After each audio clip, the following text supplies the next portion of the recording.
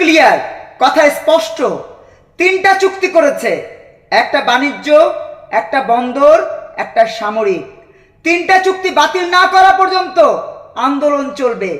বাংলাদেশের মানুষ স্বাধীনতার পর থেকে শুধুমাত্র প্রতারিত হয়েছে। আমরা দেখেছি বাংলাদেশকে দিল্লির কাছে বিক্রি করে দিয়েছে, ভারতের কাছে বিক্রি করে দিয়েছে বলে বলে যারা এতদিন বিভিন্ন আন্দোলন করেছে তারা সেই আন্দোলনের সর্বশেষ সফলতা ঘরে নিয়েছে 5ই আগস্ট 2024-এর পরে। বিনিময়ে কি হয়েছে? যুদ্ধাপরাধীরা পুনর্বাসিত হয়েছে, সংসদে গেছে। যুদ্ধাপরাধীদের সমর্থক গোষ্ঠী বিভিন্ন বিশ্ববিদ্যালয়ে ভিপি হয়েছে।